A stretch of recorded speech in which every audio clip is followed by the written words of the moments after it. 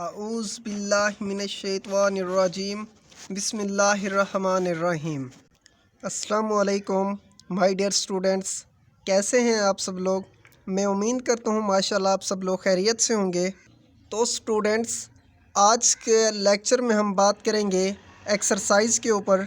Exercise 1.4 previous lecture में हमने देखा था, इस चैप्टर की आउटलाइन में हमने आर्टिकल 1.4 को डिस्कस किया था, जिसका नेम है मल्टीप्लिकेशन ऑफ मैट्रिसेस, यानी 1.4 आर्टिकल जिसका नेम है मल्टीप्लिकेशन ऑफ मैट्रिसेस। तो आज हम बात करेंगे एक्सरसाइज के ऊपर, जिसमें हमें क्वेश्चन दिए जाएंगे, उनको सिंपल क्या करना होगा, मल्टीप्लाई करना होगा। ठीक है, तो स्टार्ट करते हैं हम आज का लेक्चर एक्सरसाइज 1.4 से।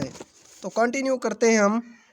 तो स्टूडेंट्स, एक्सरसाइज 1.4 में हम आज के इस लेक्चर में एक्सरसाइज 1.4 के पहले 3 क्वेश्चन अटेम्प्ट करेंगे।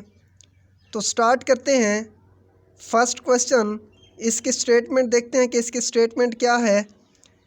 स्टेटमेंट बच्चों ये है, which of the following product of matrices, यानी आपने क्या करना है, वो मैट्रिसेस बताने हैं जिनका प्रोडक्ट हम ले सकें। आगे वो क्या कह रहा है, इज़ कन्फर्मेबल फॉर मल्टीप्लिकेशन, यानी कि वो कौन कौन से मैट्रिसेस हैं जो कन्फर्मेबल हैं, किसके लिए, मल्टीप्लिकेशन के लिए। जो मैट्रिसेस कन्फर्मेबल हैं वो हमें बताएं। ठीक है, सिंपल हमने ये बताना है।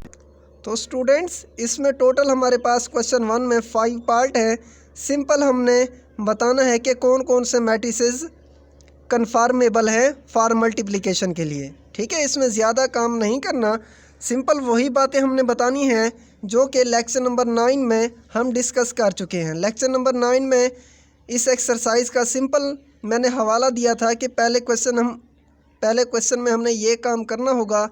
तो आज हम क्या करेंगे, उसका प्रॉपर तरीके से सोल्यूशन फाइंड आउट करेंगे आज के इस लेक्चर नंबर 10 में। ठीक है, तो स्टेटमेंट क्वेश्चन नंबर 1 की ये थी। तो इसका सलूशन कैसे आपने निकालना है, तो पहले अगर पार्ट को देखें हम, इसका ऑर्डर सिंपल। अब मल्टीप्लिकेशन के ऊपर बात करें तो बच्चों, क्या हमने देखा था कि दो मैट्रिसेस की मल्टीप्लिकेशन कब पॉसिबल होगी, अगर हमें दो मैट्रिसेस दिए जाएंगे, उनकी मल्टीप्लिकेशन उस वक्त पॉसिबल होगी when order of A equal order of A में क्या होगा, यानी कि जो मैट्रिक्स ए दिया जाएगा उसमें हम क्या देखेंगे, नंबर ऑफ कॉलम देखेंगे। ठीक है, और सेकंड जो मैट्रिक्स दिया जाएगा उसमें नंबर ऑफ रोज देखेंगे। अगर ये दोनों इक्वल आ गए तो उस वक्त क्या होगा, दो मैट्रिसेस की मल्टीप्लिकेशन पॉसिबल होगी। ठीक है, तो सिंपल हमने क्वेश्चन नंबर 1 में हमने यही कुछ बताना है सिंपल सॉल्यूशन में। ठीक है, तो स्टार्ट करते हैं। इसका सॉल्यूशन आपने कैसे निकालना है, इसको प्रॉपर तरीके से आपने कैसे सॉल्व करना है, फिर हम बात करेंगे क्वेश्चन नंबर 2 और क्वेश्चन नंबर 3 के ऊपर। तो स्टूडेंट्स, आपने क्वेश्चन नंबर 1 का सॉल्यूशन कैसे लिखना है, तो स्टार्ट करते हैं। इसकी स्टेटमेंट हमने डिस्कस की है कि इसमें हमने ये बताना है, which of the following product of matrices is conformable for multiplication, यानी कि वो कह रहा है क्या दर्ज झैल ज़रबी हासिल कालब मुमकिन है या नहीं।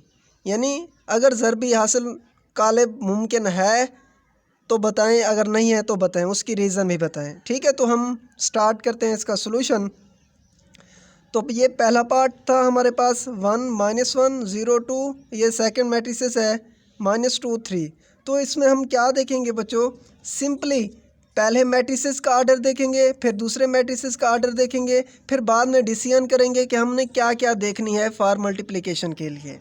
ठीक है, फर्स्ट मैट्रिक्स में हमने देखने हैं नंबर ऑफ़ कॉलम और सेकंड मैट्रिसेस में हमने देखने हैं नंबर ऑफ़ रोज़। अगर आ गए इक्वल तो हमारा जवाब होगा यस। ठीक है, तो फिर हम यहाँ पे कह देंगे कि इन दो मैट्रिसेस की मल्टीप्लिकेशन क्या है, कन्फर्मेबल है। ठीक है, तो आपने कैसे लिखना है, सबसे पहले सोल्यूशन लिखना है। सोल्यूशन में एज गिवन दैट, जो चीज़ दी जाए वही वैसे की वैसे लिख देनी है, जैसे मैंने पार्ट 1 लिखा है। ठीक है, तो आपने नीचे सोल्यूशन इस तरह से लिखना है, नंबर ऑफ़ कॉलम पहले मैट्रिसेस में नंबर ऑफ कॉलम हमारे पास क्या है, कॉलम n 1 -1 0 2, तो इसमें नंबर ऑफ कॉलम हमारे पास हैं 2। ठीक है। सेकंड मैट्रिसेस की बात करेंगे, नंबर ऑफ रोज -2 3, इसमें कितनी है रोज 2 हैं। ठीक है। तो फिर हम नेक्स्ट स्टेप क्या लिखेंगे इसका, हेंस द प्रोडक्ट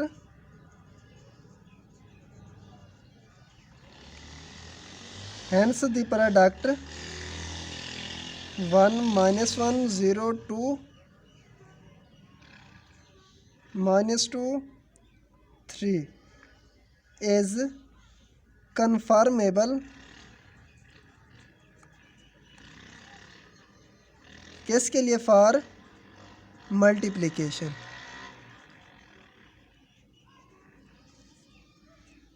तो बच्चों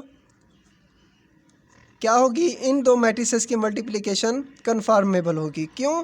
क्योंकि हमने कंडीशन में यही कहा था कि दो मैट्रिसेस मल्टीप्लिकेशन के लिए उस वक्त एप्लीकेबल होंगे जब फर्स्ट मैट्रिसेस में नंबर ऑफ कॉलम और सेकंड मैट्रिसेस में नंबर ऑफ रोज इक्वल होंगी, तो देन फिर उनकी क्या होगी, कन्फर्मेबल होगी मल्टीप्लिकेशन। ठीक है। तो फर्स्ट पार्ट में इसका सोल्यूशन आपने ऐसे लिखना था। ठीक है। तो नेक्स्ट पार्ट के ऊपर चलते हैं हम। नेक्स्ट पार्ट में भी आपने यही एज इट ही बताना है आपने, कैसे कि नंबर ऑफ फर्स्ट मैट्रिक्स में हमने देखने हैं। ठीक है। फर्स्ट मैट्रिक्स में यानी पहले कॉलम में कॉलम कितने हैं और दूसरे कॉलम में कतारें कितनी हैं। अगर ये इक्वल आ जाएंगी तो हम कह देंगे कि इन दो मैट्रिसेस की मल्टीप्लिकेशन कन्फर्मेबल है, यानी हासिल ज़रब मुमकिन है। तो स्टूडेंट्स सेकंड पार्ट हमारे पास क्या है, इसमें भी हमने सिंपल बताना है कि ये कन्फर्मेबल है या नहीं है। तो यहीं पे अगर इसका हम आर्डर चेक करें, इसका 2/2 है, इसका भी 2/2 है। इसमें कॉलम हमने देखने हैं, तो इसमें कॉलम कितने हैं, 2 हैं कॉलम इसमें, और इसमें कतारें कितनी हैं, फर्स्ट सेकंड, इसमें 2 कतारें हैं। तो ये इक्वल हैं, यानी number of row number of column equal to number of rows. Number of column in first matrices equal to number of rows, वो दोनों क्या हैं, इक्वल हैं। इसके भी कॉलम 2 हैं और इसमें रोज 2 हैं। तो इसका मतलब क्या होगा, इन दो मैट्रिसेस का प्रोडक्ट क्या होगा, कन्फर्मेबल होगा फॉर मल्टीप्लिकेशन के लिए। ठीक है। तो आपने सिंपल यही इसका जवाब लिखना है। तो सेकंड पार्ट में आपने क्या लिखना है, इसका जो थर्ड पार्ट है उसमें आपने कैसे इसका जवाब देना है, number of column in first matrices, number of column in first matrices 1 -1, इसमें कॉलम कितने हैं, 2 हैं। ठीक है। इसी तरह से नंबर ऑफ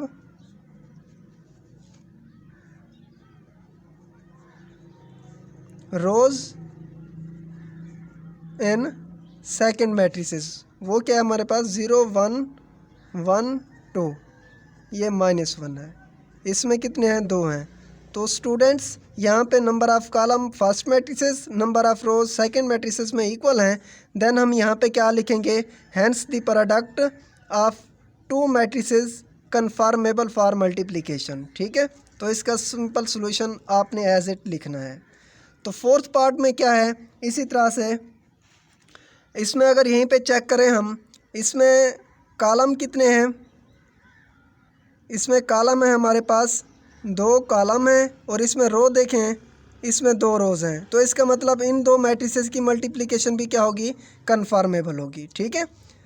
और अगर हम 5 पार्ट को देखें, लास्ट पार्ट है हमारे पास, इसमें भी हमने एज इट काम करना है। इसमें फर्स्ट मैट्रिसेस में कॉलम देखने हैं हमने, फर्स्ट सेकंड थर्ड, इसमें 3 कॉलम हैं। ठीक है। और इसमें रोज़ कितनी हैं, 3 हैं, रोज़ इसमें 3 हैं। तो इसका मतलब इन दो मैट्रिसेस की भी बच्चों मल्टीप्लिकेशन क्या हो गई, कन्फर्मेबल हो गई। तो सिंपल हमने यही कुछ बताना था इस पहले क्वेश्चन में एक्सरसाइज 1.4 की। अब हम बात करते हैं एक्सरसाइज 1.4 क्वेश्चन नंबर 2 के ऊपर। तो स्टूडेंट्स, अगर हम क्वेश्चन नंबर 2 की स्टेटमेंट देखें कि अगर हमें ए और बी दो मैट्रिसेस दिए जाएं, हमने सिंपल फाइंड आउट करना है, मालूम करने हैं ए बी, इन दोनों मैट्रिसेस का प्रोडक्ट मालूम करना है और बी ए का भी आपस में प्रोडक्ट फाइंड आउट करना है। सिंपल हमने यही कुछ फाइंड आउट करना है क्वेश्चन नंबर 2 में। इसकी स्टेटमेंट में सिंपल हमने ये दो मैट्रिसेस फाइंड आउट करने हैं, ठीक है। आगे वो कह रहा है इफ़ पॉसिबल, अगर पॉसिबल हो तो आपने इनका प्रोडक्ट क्या करना है, फाइंड आउट करना है, ठीक है। और क्वेश्चन नंबर 3 की अगर हम स्टेटमेंट देखें तो इसमें क्या है, फाइंड दी फॉलोइंग मैट्रिसेस। हमने ये जो फॉलोइंग हैं मैट्रिसेस दर्ज झैल है नीचे दिए गए हैं, इनका आपने क्या फाइंड आउट करना है, प्रोडक्ट फाइंड आउट करना है। तीसरे क्वेश्चन की स्टेटमेंट सिंपल हमने यही काम करना है, यानी क्वेश्चन नंबर 2 में भी प्रोडक्ट का काम करना है और क्वेश्चन नंबर 3 में भी हमने प्रोडक्ट का काम करना है।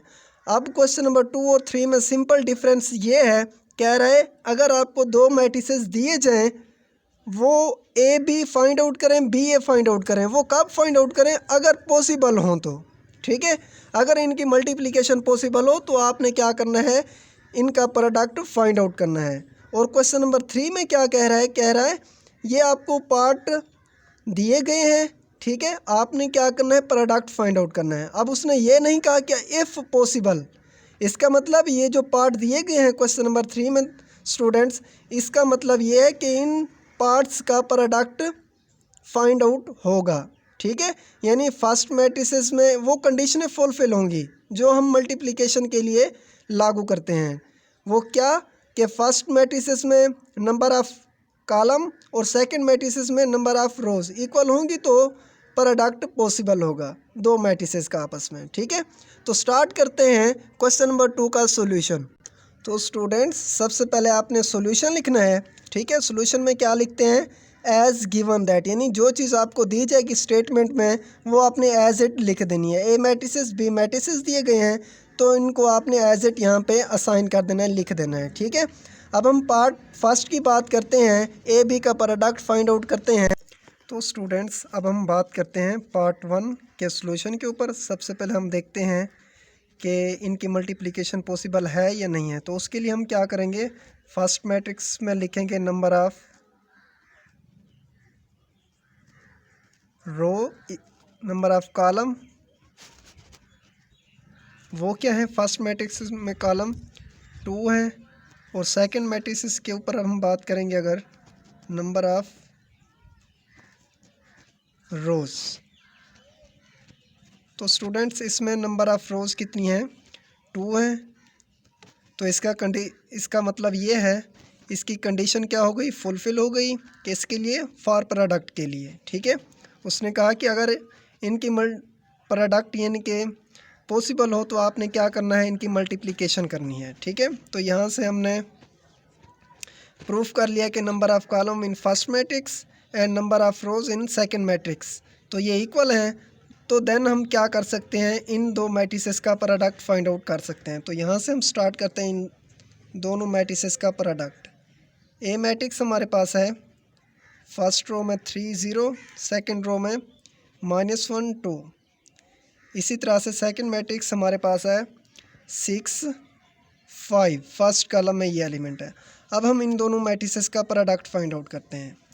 तो प्रोडक्ट का एज इट ही प्रोसीजर है जिस तरह से हम प्रीवियस लेक्चर में एग्जांपल की थी, कैसे कि फ़र्स्ट रो को सेकंड मैट्रिक्स की फ़र्स्ट कॉलम के साथ मल्टीप्लाई करना है, 3 क्रॉस 6 प्लस 0 क्रॉस 5। फिर सेकंड रो को फर्स्ट कॉलम के साथ -1 क्रॉस 6 प्लस 2 क्रॉस 5। तो ये इक्वल होगा 3 6 18 plus 0 cross 5 0, -1 cross 6 -6 plus 2 5 10। 18 plus 0 18 आ जाएगा, -6 प्लस 10 हमारे पास 4 आ जाएगा। तो ये है बच्चों ए बी मैट्रिसेस का प्रोडक्ट। सिमिलरली अब हम सेकंड पार्ट के ऊपर बात करते हैं। सेकंड पार्ट है हमारे पास बी ए। तो यहाँ पे हम लिखेंगे number of column in first matrix यहाँ पे बी है और सेकंड मैट्रिक्स है हमारे पास है, इसमें देखेंगे हम number of rows, number of rows, इसमें number of rows. First matrix में नंबर ऑफ कॉलम 1 है और सेकंड मैट्रिक्स में नंबर ऑफ रोज़ कितनी है, यहाँ पे 2 है। तो यहाँ पे अगर हम देखें स्टूडेंट्स, यहाँ पे ये फुलफ़िल नहीं हो रही कंडीशन, यानी फर्स्ट मैट्रिक्स में हम बात करते हैं कि नंबर ऑफ़ कॉलम और सेकंड मैट्रिक्स में बात करते हैं नंबर ऑफ़ रोज़। अगर ये इक्वल आ जाते हैं देन हम क्या कहते हैं कि इन दोनों मैट्रिसेस का प्रोडक्ट पॉसिबल है। तो यहाँ पे ये कंडीशन फुलफ़िल नहीं हो रही, देन हम यहाँ पे क्या लिखेंगे सोल्यूशन में, number of rows in B not equal to number of rows in A, then B A is not possible. ठीक है, यहाँ पे आपने ये लिखना है number of column in B is not equal to number of rows in A. तो ये इक्वल नहीं है, देन हम क्या लिखेंगे यहाँ पे, then B A is not possible. तो स्टूडेंट्स इन दोनों मैट्रिसेस का प्रोडक्ट पॉसिबल नहीं होगा। तो ये था क्वेश्चन नंबर 2। अब हम बात करते हैं क्वेश्चन नंबर 3 के ऊपर। तो स्टूडेंट्स क्वेश्चन नंबर 3 की स्टेटमेंट ये है, फाइंड द फॉलोइंग प्रोडक्ट। आपने क्या फाइंड आउट करना है, ये जो दर्ज झैल मैट्रिसेस कालेब दिए गए हैं इनका प्रोडक्ट फाइंड करना है, सिंपल। अब उसने ये नहीं कहा कि इफ़ पॉसिबल, उसने सिंपल कहा कि प्रोडक्ट क्या करें, फाइंड आउट करें। इसका मतलब ये जो हमें गिवन मैट्रिसेस दिए गए हैं इनका प्रोडक्ट पॉसिबल है। ठीक है, तो सिंपल हमने इनका प्रोडक्ट यानी कि हासिल ज़रब मालूम करना है। तो बात करते हैं पार्ट फर्स्ट के ऊपर। सबसे पहले हम क्या लिखेंगे, सोल्यूशन। सोल्यूशन में क्या लिखेंगे, एज़ गिवन दैट। ठीक है, तो स्टेटमेंट में हमें फर्स्ट पार्ट में ये मैट्रिक्स दिया गया है, तो सोल्यूशन में हमने क्या लिखा, एज़, जिस तरह से हमें मैट्रिक्स दिया गया था उसको हमने एज़ इट लिख दिया।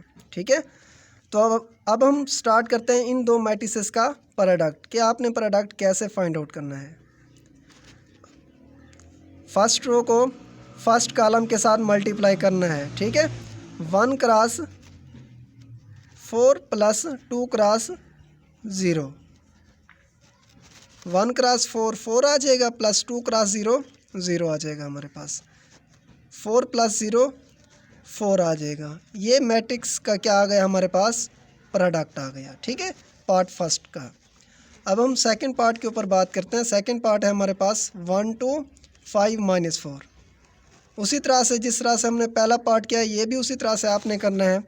1 cross 5 plus 2 cross minus 4, 1 cross 5 5 आ जाएगा, 2 5 10, 2 5 10 हो जाएगा, बट यहाँ पे क्या है हमारे पास 4 है, 2 4 8 हो जाएगा, प्लस माइनस माइनस आ जाएगा। ठीक है, 5 माइनस 8 माइनस 3 आ जाएगा। तो ये गिवन सेकंड पार्ट का सॉल्यूशन है हमारे पास। इसी तरह से थर्ड पार्ट भी एज इट ही करना है, फोर्थ पार्ट भी एज इट ही करना है। ठीक है, तो स्टार्ट करते हैं हम क्वेश्चन नंबर यानी 2 का 5 पार्ट। इस क्वेश्चन को यहीं पे एंड करते हैं। तो इन दोनों मैट्रिसेस का प्रोडक्ट कैसे लेना है आपने, उसी तरह से जिस तरह से हम ऑलरेडी फाइंड आउट कर चुके हैं। फर्स्ट मैट्रिक्स में फर्स्ट रो को मल्टीप्लाई करेंगे सेकंड मैट्रिक्स के फर्स्ट कॉलम के साथ। तो 1 क्रॉस 4 क्या आ जाएगा, प्लस 2 क्रॉस 0। अब थोड़ी सी स्पेस छोड़कर अब फर्स्ट रो को सेकंड कॉलम के साथ 1 क्रॉस 5 प्लस 2 क्रॉस माइनस 4, यहाँ पे एंड कर दें इस मैट्रिक्स को। अब सेकंड रो को फर्स्ट कॉलम के साथ मल्टीप्लाई करें, -3 cross 4 plus 0 cross 0। Second row को सेकंड कॉलम के साथ -3 क्रॉस 5 प्लस 0 क्रॉस -4। अब थर्ड रो को फर्स्ट कॉलम के साथ 6 क्रॉस 5 प्लस -1 क्रॉस -4। इसी तरह से थर्ड रो को सेकंड कॉलम के साथ 6 क्रॉस 5 प्लस -1 क्रॉस -4। तो यहाँ पे अब नीचे आपने क्या लिखना है, इनका प्रोडक्ट फाइंड आउट करके यहाँ पे लिख देना है। फिर इनको बाद में क्या करना है, ऐड कर देना है, सम कर देना है इनका। 1 क्रॉस 4 4 आ जाएगा, प्लस 2 क्रॉस 0 0 आ जाएगा। और आगे लिख दें 5 माइनस 8, यहाँ पे लिखें -12 प्लस 0 -15 -0 24 -0 30 प्लस 4 आ जाएगा। ठीक है, अब इनको क्या करना है, ऐड कर देना है। क्या आ जाएगा, 4 -12 24, यहाँ पे आ जाएगा -3 -15 30 प्लस 4 34 आ जाएगा। ठीक है, तो ये हमारे पास क्वेश्चन नंबर 3 का लास्ट पार्ट। तो ये था आज का लेक्चर हमारा। तो स्टूडेंट्स, अगर कोई पार्ट कहीं पे भी कोई पॉइंट रह गया हो या कोई पार्ट समझ ना आया हो तो आप कमेंट्स की सूरत में अपना डाउट यानी कि क्लियर करा सकते हैं। ठीक है, इसी तरह से जो नेक्स्ट लेक्चर हमारा आएगा वो उस लेक्चर में यानी लेक्चर नंबर 11 में हम स्टार्ट करेंगे इस एक्सरसाइज यानी 1.4 के क्वेश्चन नंबर 4, 5 और 6 को एंड करेंगे। ठीक है, अभी के लिए अल्लाह हाफिज़। ओके, अस्सलाम वालेकुम।